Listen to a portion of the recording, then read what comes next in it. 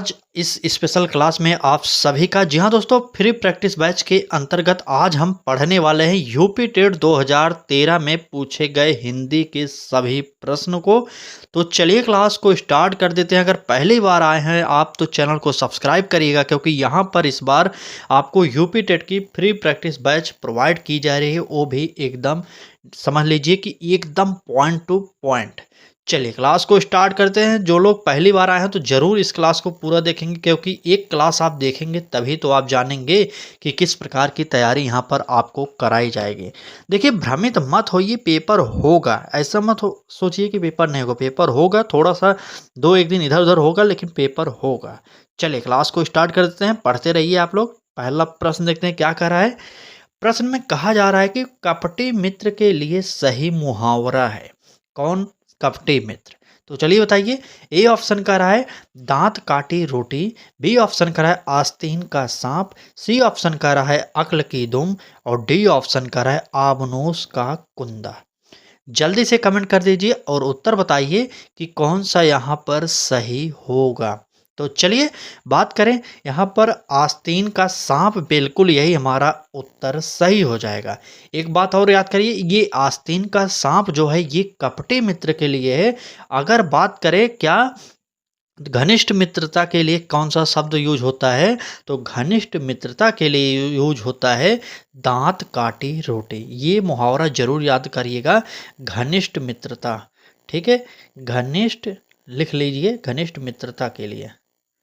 चलिए नोट कर लीजिए, घनिष्ठ मित्रता के लिए दांत काटी रोटी का प्रयोग किया जाता है। तो ये दोनों चीज जो हैं, दोनों शब्द बहुत ही इंपॉर्टेंट है, इसे याद करिएगा। ठीक है, तो इस प्रश्न का उत्तर हमारा बी ऑप्शन सही हो जाएगा। और आगे बढ़ेंगे, अगला प्रश्न देखेंगे क्या कह रहा है। चलिए, प्रश्न में कहा जा रहा है कि इंद्रियों को जीतने वाले के लिए एक शब्द क्या होता है, ये आप बताइए। ए ऑप्शन का रहा है दूरदर्शी, बी ऑप्शन का रहा है बुद्धिमान, सी ऑप्शन का रहा है कुशाग्र बुद्धि, और डी ऑप्शन का रहा है जितेंद्रिय। चलिए जल्दी से बताइए, इंद्रियों को जीतने वालों के को क्या कहा जाता है। तो इंद्रियों को जो जीतते हैं या जो जो इंद्रियों को अपने वश में करते हैं, उन्हें कहते हैं जितेंद्रिय। ठीक है, अगर बात करें क्या दूरदर्शी किसे कहते हैं, दूरदर्शी यहाँ पर दिया गया है। दूरदर्शी की किसका प्रयोग किया जाता है, तो जो दूर तक सोचता है, जो दूर की सोचता है, उसे हम दूरदर्शी कहते हैं। ये जानते रहिएगा। ठीक है, ये इम्पोर्टेंट है आपके लिए। चलिए अगर बात करें कुशाग्र बुद्धि की, देखिए यहाँ पर एक कुशाग्र बुद्धि दिया गया है। कुशाग्र बुद्धि की क्या कहते हैं, तो जिसकी बुद्धि कुशा की नोक के समान तीखी हो, उससे हम कहते हैं कुशाग्र बुद्धि। ये जानते रहिएगा। ठीक है, और दूरदर्शी को मैंने क्या बताया था, बताइए। जो आगे यानी दूर की सोचता हो उसे हम दूरदर्शी कहते हैं, यह भी जानते रहिएगा। ये तीनों के तीनों इंपॉर्टेंट है, और इस प्रश्न का उत्तर जो होगा हमारा डी ऑप्शन जितेंद्रीय सही हो जाएगा। ठीक है, चले पूरी क्लास को देखिएगा। आज की इस क्लास में हिंदी के जितने भी प्रश्न 2013 में पूछे गए थे, वह आज हम आपको प्रोवाइड कर रहे हैं। ठीक है, चलिए आगे बढ़ते हैं, अगला प्रश्न देखेंगे। देखिए यहाँ पर हर सिलेबस को कवर किया जा रहा है। देखिए सभी टॉपिक जितने भी व्याकरण के अंतर्गत हैं 2013 के में पूरा का पूरा कवर किया था, अभी हम आपको दिखा रहे हैं। चलिए आ गया संधि का प्रश्न। कह रहा है कि पवन का संधि विच्छेद है। अब आप बताइए, पवन संधि विच्छेद आप लोगों को कितने लोग ऐसे हैं जिनको नहीं आता, ये कमेंट करिए एक बार तो। चलें तब तक हम प्रश्न को देखते हैं। कह रहा है पवन का संधि विच्छेद कौन सा है। ए ऑप्शन कह रहा है प धन अवन, बी ऑप्शन कह रहा है प धन वन, सी ऑप्शन कह रहा है पो धन अन, और डी ऑप्शन कह रहा है पौ धन अन। तो चलिए जल्दी से कमेंट करिए और बताइए कि पवन में कौन सा संधि विच्छेद होगा और यह किस संधि में आता है। ठीक है, अगर बात करें पवन में संधि कौन सी है, तो पवन में वह हो जाती है अयादि संधि। नोट करिएगा, अयादि संधि। ठीक, पवन में जो है अयादि संधि होती है, ये याद कर लीजिए। और इसका संधि विच्छेद क्या है, ये अगर पूछा जा रहा है प्रश्न में, तो वो हो जाएगा पोधन अन। ठीक है, सी ऑप्शन सही होगा, पोधन अन। याद कर लीजिए, अयादि संधि, इसे नोट कर लिए आप लोग, अयाद संधि को नोट कर लिए। तो ये रहा हमारा उत्तर, सी ऑप्शन पोधन अन हो जाएगा इसका उत्तर। ठीक है, चले आगे बढ़ते हैं, अगला प्रश्न देखते हैं क्या कह रहा है अगले प्रश्न में। देखिए कह रहा है कि इत्यादि शब्द में कौन सी संधि है। संधि बहुत इंपॉर्टेंट है आपके पेपर के लिए। चलिए बताइए। ए ऑप्शन कह रहा है यण संधि, बी ऑप्शन कह रहा है वृद्धि संधि, सी ऑप्शन कह रहा है गुण संधि और डी ऑप्शन कह रहा है दीर्घ संधि। चलिए बताइए इत्यादि शब्द में कौन सी संधि होगी। अगर बात करें इसकी क्या संधि विच्छेद क्या होगी तो इति धन आदि होती है। ठीक है, इति धन आदि, ये रहा इति धन आदि मतलब इत्यादि, इसका संधि विच्छेद आप लोग देख लिए। अब बताइए कि इत्यादि में कौन सी संधि होती है। संधि विच्छेद याद करिएगा, यही होता है इत्यादि का संधि विच्छेद। ठीक है, तो संधि की अगर बात किया जाए कौन सा होगा तो वो होगा हमारा यण संधि। ठीक है, यण संधि होगा, यहाँ पर हमारा ए ऑप्शन सही हो जाएगा। ठीक, चले क्लास अच्छी लग रही हो तो लाइक कर दीजिए। अगर आप भी चाहते हैं इस बार यूपी टेट की फ्री में तैयारी करना तो हमारे साथ जरूर जुड़ें, चैनल को सब्सक्राइब कर लें और बेल आइकन को ऑन करिए और डेली सुबह 10 बजे लाइव क्लासेस के साथ भी जुड़िए। चलिए आगे बढ़ते हैं, अगला प्रश्न देखते हैं। कह रहा है कि नाक रगड़ना का क्या अर्थ है। ए ऑप्शन करें नाक में चोट लगना, बी ऑप्शन कह रहा है इज्जत देना, सी ऑप्शन कह रहा है दीनता पूर्वक प्रार्थना करना और डी ऑप्शन कह रहा है चापलूसी करना। जल्दी से बता दीजिए नाक रगड़ना का क्या अर्थ होगा। चलिए कमेंट करते रहिए आप लोग, नाक रगड़ना का अर्थ क्या होगा यहाँ पर। तो बात करें नाक रगड़ना का तो इसका मतलब है कि दीनता पूर्वक प्रार्थना करना। ये हमारा सी ऑप्शन सही हो जाएगा। ठीक है, दीनता पूर्वक प्रार्थना करना ये हमारा सही हो जाएगा। चलिए आगे बढ़ें।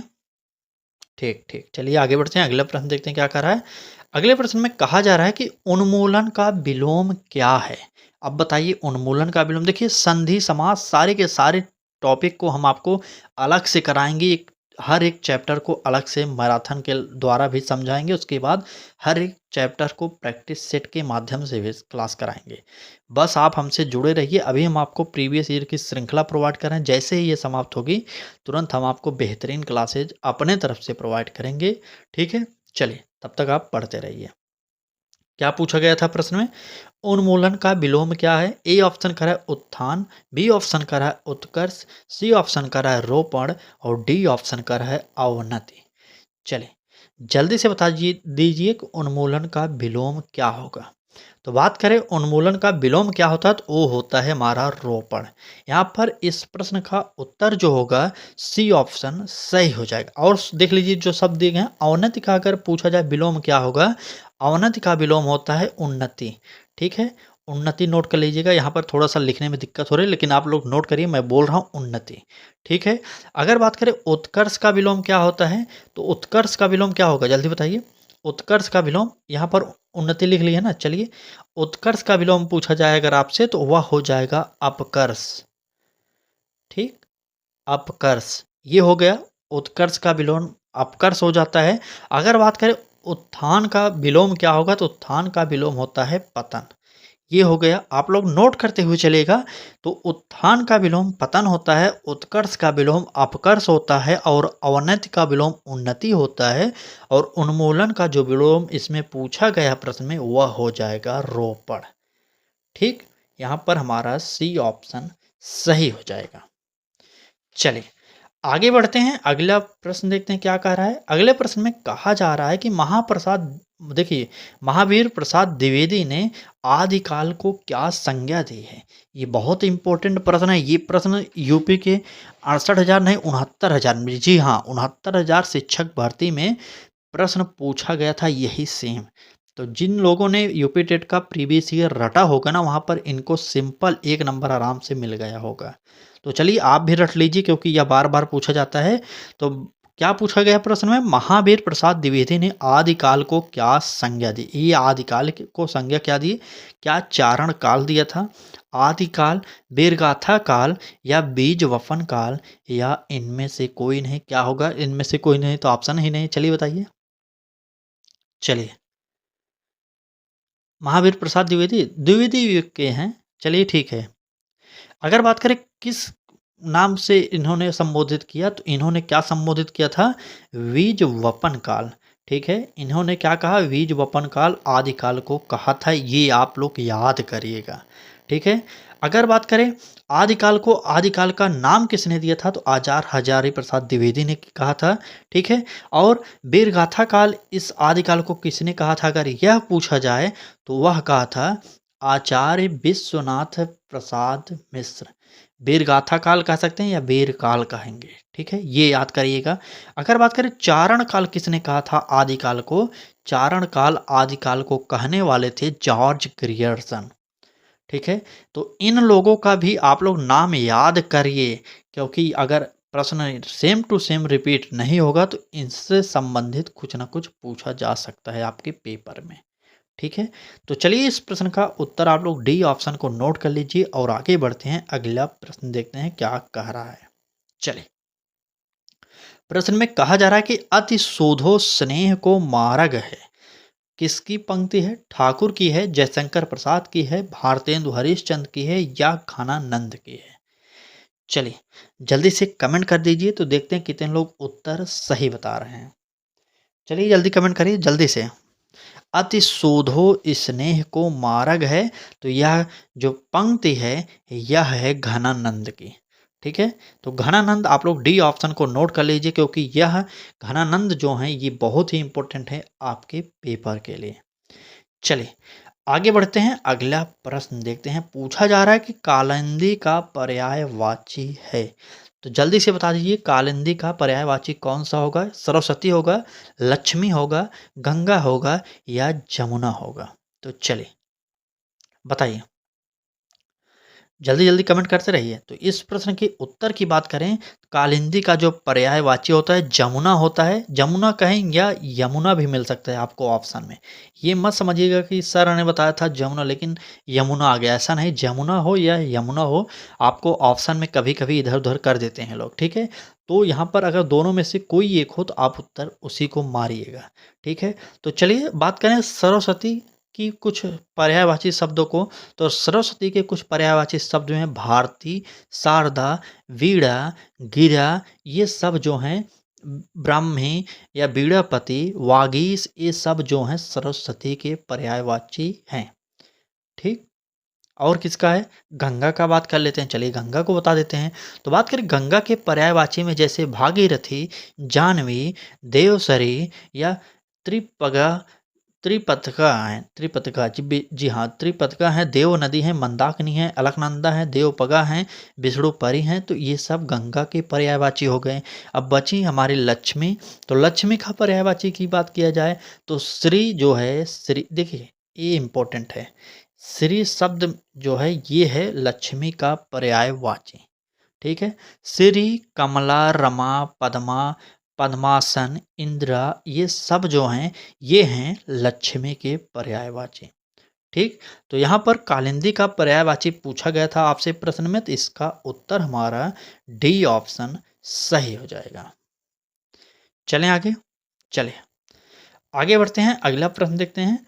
अगले प्रश्न में कहा जा रहा है कि आधुनिक हिंदी साहित्य की पहली आत्मकथा के लेखक कौन माने जाते हैं। बहुत ही इंपॉर्टेंट प्रश्न है, यह भी प्रश्न 2013 में पूछा गया था। तो बताइए आधुनिक हिंदी साहित्य की पहली आत्मकथा के लेखक कौन है। ए ऑप्शन का रहा है बाबू श्याम सुंदर दास, बी ऑप्शन का रहा है देवेंद्र सत्यार्थी, सी ऑप्शन का रहा है हरिवंश राय बच्चन और डी ऑप्शन का रहा है जयशंकर प्रसाद। चलें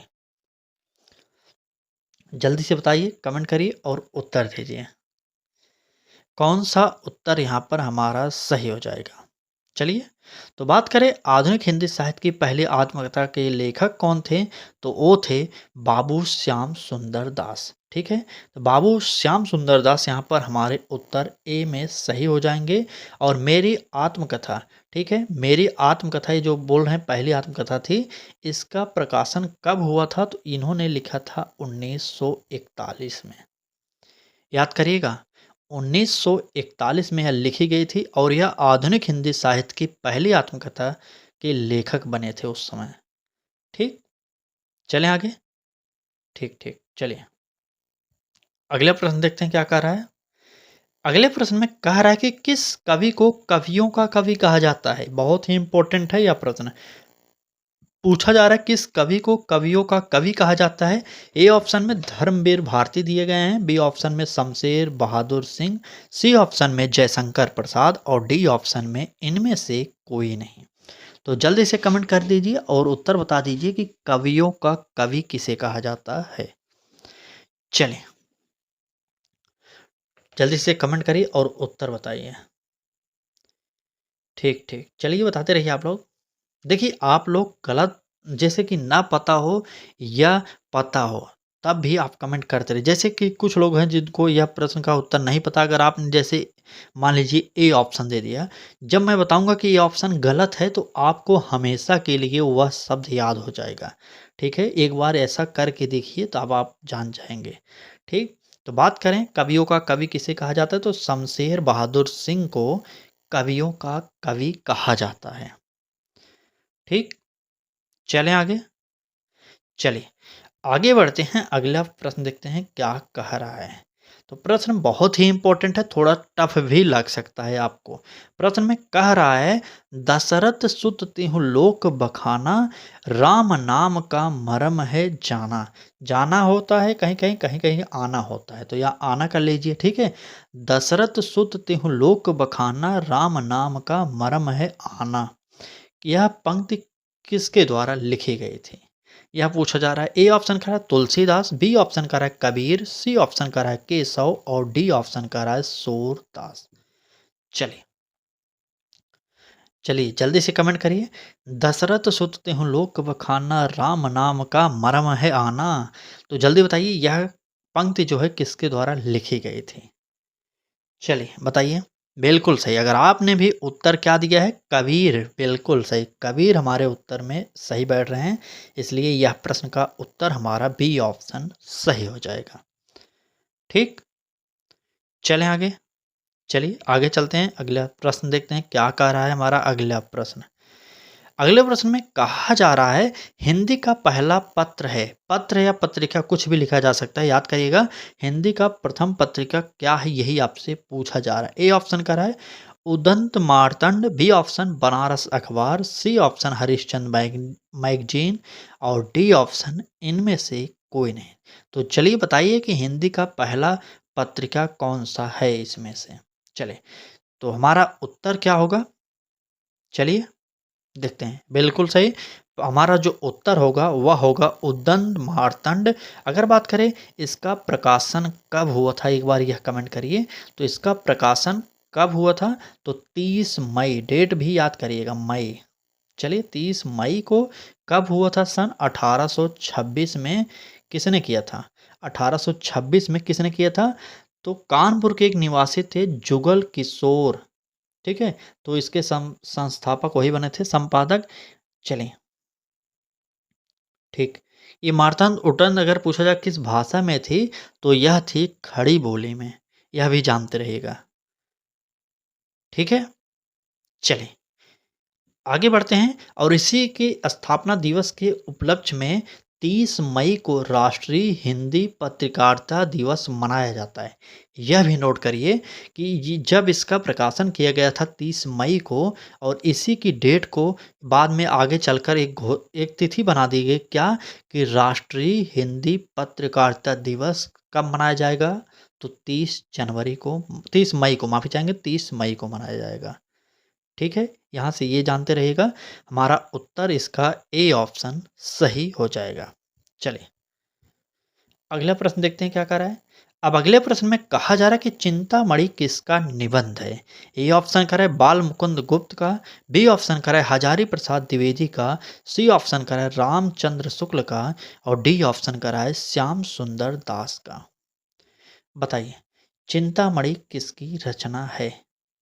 तो बात करें चिंतामणि की, तो यहाँ पर हमारे Ramchandra Shukla very very important है, इनको याद कर लीजिए। यहाँ पर सी ऑप्शन सही हो जाएगा, क्योंकि रामचंद्र शुक्ल की जो रचना है वह है चिंतामणि। ठीक है, तो यहाँ पर हमारा सी ऑप्शन सही होगा। और आगे बढ़ेंगे, अगला प्रश्न देखेंगे क्या कह रहा है।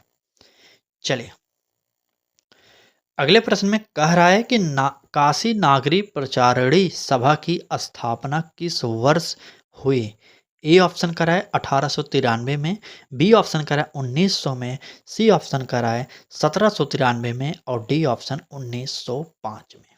चलिए बताइए, यह वह सन था जब हमारे स्वामी विवेकानंद ने शिकागो में भाषण दिया था। तो आप अगर इस प्रश्न को जानते होंगे तो वही प्रश्न का उत्तर यहाँ पर भी है। तो बताइए सन कौन सा है? चलिए जल्दी से कमेंट करिए, सन कौन सा है इसमें ये बताइए हमें। बिल्कुल सही, हमारा जो उत्तर होगा 1893 में। मैंने बताया ना कि स्वामी विवेकानंद में शिकागो में यहाँ पर एक बहुत बड़ा भाषण दिया था, वह था सन 1893 में। और वही प्रश्न का उत्तर हमारा इसमें भी होगा। काशी नागरी प्रचारणी सभा की स्थापना 1853 में की गई। ए ऑप्शन सही हो जाएगा। ठीक, चलिए आगे बढ़ते हैं, अगला प्रश्न देखते हैं क्या कह रहा है। अगले प्रश्न में कहा जा रहा है कि प्रेम सागर किसकी रचना है? अब बताइए प्रेम सागर किसकी रचना है? ए ऑप्शन करा है सदल मिश्र की, बी ऑप्शन करा है मुंशी प्रेमचंद्र की और डी ऑप्शन करा है लल्लू लाल की, सी ऑप्शन लल्लू लाल की, डी ऑप्शन राम प्रसाद बिस्मिल की। निरंजन कहिए या बिस्मिल कहिए, जो भी ऑप्शन में दिए निरंजन मान लीजिए। चलिए, प्रेम सागर किसकी रचना है पूछा गया है प्रश्न में। तो बात करें इस प्रश्न के उत्तर की, तो प्रेम सागर की लेखक जो हैं वो है लल्लू लाल। यहाँ पर हमारे बी ऑप्शन में दिए गए हैं, याद करिए। सी ऑप्शन हमारा यहाँ पर सही होगा। मुंशी प्रेमचंद की कोई रचना का नाम बताइए। चलिए, मुंशी प्रेमचंद की एक महान रचना के बारे में बता दीजिए आप लोग, देखते हैं कितने लोग जानते हैं इनको। बताइए, यहाँ पर इस प्रश्न का सी ऑप्शन नोट करिए, प्रेम सागर लल्लू लाल। चलिए आगे बढ़ते हैं, तब तक आप लोग मुंशी प्रेमचंद के बारे में बताइए कुछ। ठीक है, चलिए अगला प्रश्न देखते हैं। कह रहा है उत्पत्ति के आधार पर संज्ञा के कितने भेद होते हैं? ए ऑप्शन का रहा है 3, बी ऑप्शन का रहा है 4, सी ऑप्शन का रहा है 5 और डी ऑप्शन का रहा है 6। तो बताइए उत्पत्ति के आधार पर संज्ञा के कितने भेद होंगे? चलिए जल्दी से कमेंट करिए। यहाँ पर उत्तर जितने भी लोगों ने 5 दिया वह सही हो जाएगा हमारा सी ऑप्शन। ठीक है, तो 5 होते हैं संज्ञा के भेद। कौन कौन से होते हैं? पहला हो जाएगा व्यक्तिवाचक संज्ञा, दूसरा होगा जातिवाचक संज्ञा, तीसरा होगा भाववाचक संज्ञा, चौथा होगा समुदायवाचक संज्ञा और पांचवा होगा द्रव्यवाचक संज्ञा। तो पांचों को याद करिए क्योंकि यहाँ से भी प्रश्न बन सकते हैं। तो इस प्रश्न का आप लोग उत्तर सी ऑप्शन को सही कर लीजिए। ठीक है, चलें आगे, इंपॉर्टेंट है यह प्रश्न। चलिए आगे बढ़ते हैं, अगला प्रश्न देखते हैं। अगले प्रश्न में कहा जा रहा है कि हिंदी के शब्दों का लिंग निर्धारण किसके आधार पर होता है? ए ऑप्शन का रहा है प्रत्यय, बी ऑप्शन का रहा है संज्ञा, सी ऑप्शन का रहा है क्रिया और डी ऑप्शन का रहा है सर्वनाम। जल्दी से बताइए हिंदी के शब्दों का लिंग निर्धारण किस आधार पर किया जाता है? चलिए बताइए, एक बार उत्तर कमेंट करिए तो जल्दी से। तो बात करें इस प्रश्न के उत्तर की, तो यहाँ पर हमारा उत्तर हो जाएगा क्रिया के आधार पर। ठीक है, तो हिंदी के शब्दों का जो लिंग निर्धारण होता है वह होता है क्रिया के आधार पर। जैसे मैं स्कूल जा रहा हूँ कहा जाए तो वह होता है पुल्लिंग। ठीक है, और कहा जाए कि मैं स्कूल जा रही हूँ तो वहाँ पर स्त्रीलिंग हो जाएगा। मतलब यहाँ पर क्रिया के ही आधार पर लिंग का निर्धारण किया जा रहा है। ठीक, तो यहाँ पर इस प्रश्न का उत्तर सी ऑप्शन सही हो जाएगा। चलिए, क्लास अच्छी लग रही हो तो एक बार लाइक ज़रूर करिएगा क्योंकि इतनी मेहनत की जा रही है आपको फ्री में टॉपिक वाइज प्रोवाइड करें। मतलब हर एक ईयर का पेपर आपको फ्री में प्रोवाइड किया जा रहा है, तो आपका भी दायित्व बनता है कि लाइक ज़रूर करें वीडियो को और अपने मित्रों तक इस क्लास को शेयर ज़रूर कर दें। ठीक है, क्योंकि अभी उनको शायद या यूट्यूब ना भेज पाया हो तो आप भेज दें उन्हें यह क्लास। ठीक, चलिए बाकी आपकी इच्छा, अगर आप भी चाहते हैं फ्री में तैयारी करना इस बार यूपी टेट की तो हमारे साथ जुड़ सकते हैं। आपको 1 रुपया भी यहाँ पर देने की आवश्यकता नहीं है। फ्री में पढ़ाएंगे, टॉपिक वाइज अभी प्रैक्टिस सेट प्रोवाइड करेंगे। अभी आप प्रीवियस ईयर पढ़ रहे हैं, आगे आगे बहुत चीज़ इंपॉर्टेंट हम क्लास आपको प्रोवाइड करेंगे। ठीक है, चलिए फिलहाल बढ़ते हैं अपने अगले प्रश्न पर। प्रश्न में कहा जा रहा है कि कारक कितने भेद होते हैं? कारक के कितने भेद होते हैं? ए ऑप्शन 7, बी ऑप्शन 8 और सी ऑप्शन 9 और डी ऑप्शन 10। चलें तो जल्दी से बताइए कारक कितने प्रकार के होते हैं एक प्रकार से कहें तो। यहाँ पर कारकों के प्रकार की बात की जाए तो 8 प्रकार के कारक होते हैं। कौन कौन से होते हैं? कर्ता कारक, कर्म कारक, करण कारक, संप्रदान कारक, अपादान कारक, संबंध कारक, अधिकरण कारक, संबोधन कारक। ठीक है, तो यहाँ पर मुख्य रूप से 8 प्रकार के होते हैं। ठीक है, चलिए अगर देखिए यहाँ पर एक और लॉजिक है, हिंदी की बात किया जाए तो हिंदी में होते हैं 8 कारक। ठीक है, अब वही बात की जाए संस्कृत की तो संस्कृत में होते हैं 6 कारक। ठीक है, यह भी जानते रहे क्योंकि कई लोग हैं जो यूपी टेट में संस्कृत दूसरी लैंग्वेज के रूप में चुनने वाले हैं। तो इतना याद करिएगा कि हिंदी में 8 कारकों की संख्या होती है और संस्कृत में 6 कारकों की संख्या होती है। ठीक है, तो यहाँ पर हमारा हिंदी का सब्जेक्ट है इसलिए यहाँ पर हम 8 टिक करेंगे। चलिए आगे बढ़ते हैं, अगला प्रश्न देखते हैं। कहा जा रहा है कि तरणी का पर्यायवाची शब्द है। तरणी मतलब क्या होता है यही आपसे पूछा जा रहा है। ए ऑप्शन सूर्य, बी ऑप्शन नाम, सी ऑप्शन युवती और डी ऑप्शन नदी। चलिए बताइए तरणी का पर्यायवाची कौन सा है? जल्दी से कमेंट करिए तरणी, तरणी का पर्यायवाची कौन सा होगा? ठीक, बताते रहिए आप लोग। तो बात करें तरण किसका पर्यायवाची है, तो तरण का पर्यायवाची जो होता है वह होता है सूर्य। यहाँ पर ए ऑप्शन हमारा सही हो जाएगा। ठीक है, चलिए अभी कुछ प्रश्न और हैं, लगभग 3-4 प्रश्न हैं, तो पूरी क्लास को जरूर देखिएगा क्योंकि इस प्रकार की क्लास आपको फिर शायद यूट्यूब पर ना मिले।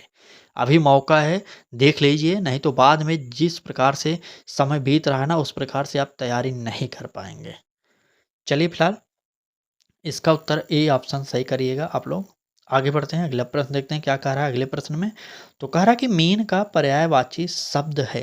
मीन का पर्यायवाची क्या होगा? ए ऑप्शन कह रहा है सिखी, बी ऑप्शन कह रहा है सावक, सी ऑप्शन कह रहा है विभावरी और डी ऑप्शन कह रहा है मत्स्य। चलिए जल्दी बताइए मीन का पर्यायवाची। मीन तो एकदम सिंपल सा है यार, आप तो बता ही सकते हैं ना। चलिए ठीक, मीन का पर्यायवाची, तो मीन किसका पर्यायवाची है? तो मीन का पर्यायवाची जो होगा मत्स्य हो जाएगा, मतलब मछली हो जाएगा। अगर आप बात करें विभावरी का पर्यायवाची क्या होता है, तो सुन लीजिए विभावरी के कुछ पर्यायवाची जैसे रात, रैन, रात्रि, रजनी, निशा, ये सब होते हैं विभावरी के पर्यायवाची। ठीक है, तो यहाँ पर इस प्रश्न का उत्तर हमारा जो होगा डी ऑप्शन सही हो जाएगा। ठीक, आपको इस प्रकार से क्लास डेली प्रोवाइड किया जाए कि नहीं बताइए, क्योंकि हम चाहते हैं कि प्रीवियस ईयर की श्रृंखला को थोड़ा स्पीड में पढ़ा दिया जाए। हो सकता है आप देख लें और ना देखेंगे तो ये तो आप पछताने वाले हैं। मैं तो बार बार कर रहा हूँ, हर क्लास में कर रहा हूँ। अगर आप किसी भी परीक्षा को पास करने की कोशिश कर रहे हैं तो सबसे पहले उस परीक्षा के प्रीवियस ईयर के प्रश्नों को सॉल्व करिए, रटिए, याद करिए, जो भी कर सकते हैं। ठीक है, तो चलिए बढ़ते हैं आगे और अगला प्रश्न देखते हैं क्या कह रहा है। कह रहा है कि अनुपम का पर्यायवाची शब्द है। कौन सा है? ए ऑप्शन कह रहा है स्वर्गीय, बी ऑप्शन कह रहा है लौकिक, सी ऑप्शन कह रहा है पार्थिव और डी ऑप्शन कह रहा है अद्वितीय। चलिए बताइए कौन सा उत्तर होगा। तो बात करें अनुपम का पर्यायवाची की, तो अनुपम का पर्यायवाची जो होता है वह होता है अद्वितीय। ठीक है, तो यहाँ पर डी ऑप्शन को हम सही करेंगे, अद्वितीय सही हो जाएगा। आगे बढ़ेंगे, अगला प्रश्न देखेंगे। चलिए कहा जा रहा है इस प्रश्न में कि कान का कच्चा होने का अर्थ है। कान का कच्चा होने का अर्थ क्या होगा? ए ऑप्शन का है कम सुनना, बी ऑप्शन का है सुनी बात पर विश्वास करना, सी ऑप्शन का है दूसरे की बात मानना और डी ऑप्शन कान का कमजोर होना। चलें बताइए यहाँ पर कौन सा उत्तर हमारा सही होने वाला है। चलिए बताइए कान का कच्चा होने का अर्थ क्या होगा। तो कान का कच्चा का अर्थ होता है सुनी हुई बात पर विश्वास कर लेना, जबकि आप अपने कानों से नहीं सुने, जो लोग दूसरे सुने हैं वो आपको इधर उधर की बातें बता देते हैं, आप उस पर विश्वास करते हैं, यही कहा जाता है कान का कच्चा होना। ठीक, बी ऑप्शन सही करिए आप लोग। चलिए आज की क्लास में बस इतने ही प्रश्न थे, तो क्लास कैसी लगी आप लोग कमेंट करके ज़रूर बताइएगा। अगर आप भी चाहते हैं यूपी टेट के फ्री प्रैक्टिस बैच से जुड़ना, तो करना सिर्फ इतना है कि चैनल को सब्सक्राइब कर लीजिए और बेल आइकन को भी ऑन करिए, जिससे आप हमारे फ्री प्रैक्टिस बैच से जुड़ जाएं। यहाँ पर एक भी पैसा आपको फीस नहीं देना है, सिर्फ आप पढ़ाई करिए। बाकी हमारी सारी क्लासेज जो हैं लक्ष्य तक यूट्यूब चैनल पर फ्री में प्रोवाइड की जाएंगी यूपी टेट की। ठीक है, तो चलिए आज की क्लास में बस इतना ही। कल फिर मिलेंगे एक नए क्लास के साथ, तब तक के लिए धन्यवाद।